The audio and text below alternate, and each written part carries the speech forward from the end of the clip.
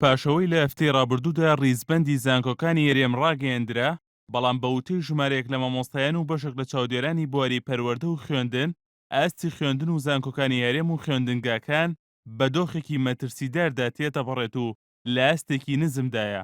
بەڕای بەشێک لە چاودێرانی بواری پەروەردە و فێرکردن، هیچ کاتێک دۆخی پەروەردە لە ئاستێکی ئاوا خراپدا نەبووە.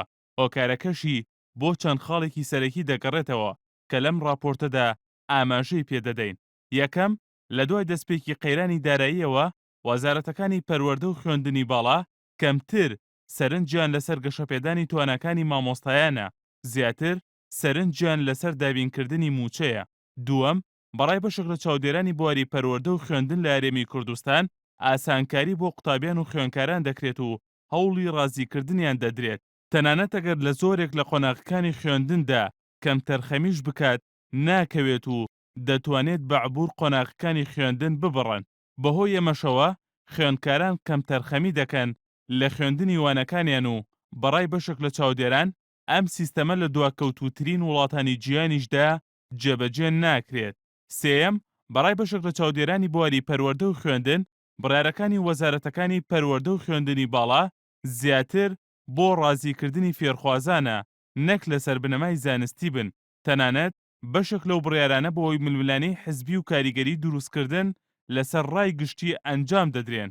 بەڵگەی ئەمەش بەلای چاودێرانەوە ئەوەیە ئەم وەزارەتانە هەرزوو بڕیاری یاسانکاری بۆ فێرخوازان دەدەن، بەڵام لە ئاست ئەنجامدانی چاکسازیدا لاوازن، بە شێوەیەک کە هەندێک جار مەترسی لەسەر دۆخی پەروەردەش هەیە.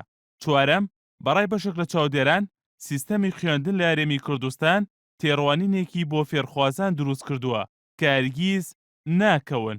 تەنانەت هیچ کەسێک بەهۆی تەمبەڵی و کەوتنەوە لە خوێندن دوور ناخرێتەوە، لەبەرەوە فێرخوازان هەوڵی فێربوون نادەن.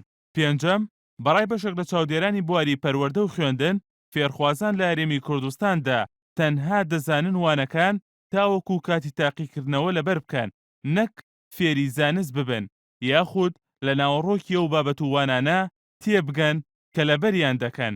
هەر بۆیەش دوای نزیکەی 15 ساڵ لە خوێندنی زمانەکانی عەرەبی و ئینگلیزی ناتوانن فێری ئەو زمانانە ببن. تەنانەت بەشێکی زۆر لەو مامۆستایانەی وانە بیانیەکان دەڵێنەوە ناتوانن بەو زمانە بیانیانە قسە بکەن، یان هەندێک جار لە ناوەڕۆکی ئەو بابەتانە تێناگەن کە وەکو شانامەیەک بەسەر فێرخوازاندا دەیخوێننەوە.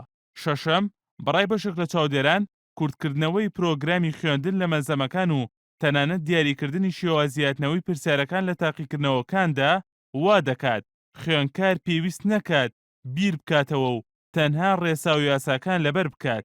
هەر ئەمەش وای کردووە ئەو خوێندکارانەی لە کۆلێژی پزیشکی گشتی وەردەگیرێن بتوانن زیاتر لە 100 نمرە بەدەست بێنن، کە بەڵگەی ئەوەیە فێرخوازان تەنها پرسیار و وەڵامەکان لەبەر دەکەن. ئەمەش لە کاتێکدایە لە ساڵانی 1970کاندا خوێندکارێک دەیتوانی بە نمرەی نزیکەی 80 بتوانێت بچێتە کۆلێژی پزیشکی. ئەگەر بارودۆخی پەروەردە و خوێندن لە هەرێمی کوردستان بە چەند وڵاتێکی دیکەی ئەوروپا بەراورد بکەین، ئەوە دەبینین لە وڵاتێکی وەکو ئەڵمانیا لە ساڵی 2014دا تەنها لە 176 خوێندکاران مافی چوونە زانکۆیان هەبووە. هەروەها نزیکەی لە 125 فێرخوازان ڕوودەکەنە کۆلێژە تەکنیکیەکان و فێری پیشەیەک دەبن یاخود دەست بە کارکردن دەکەن لە کەرتی تایبەتدا. گەیشتن بە زانکۆ بۆ چینێکی بەتوانای کۆمەلگایە و بۆ فێرخوازانەیە کە بە جددی خۆیان یەکلایی کردوتەوە بۆ خوێندن و توێژینەوە. پرسیارەکە ئەوەیە لەم هەرێمەدا کێ لە خەمی ئەم پرسەدایە و تاکەی دۆخی پەروەردە و فێرکردن بەو شێوەیە دەبێت. ئەگەر مامۆستایان و فێرخوازان و بەرپرسانی وەزارەتەکانی پەروەردە و خوێندنی باڵا بەم دۆخە ڕازین، ئەوە کێ داوای چاکسازی دەکات لەم کەرتە ئەستیارەدا؟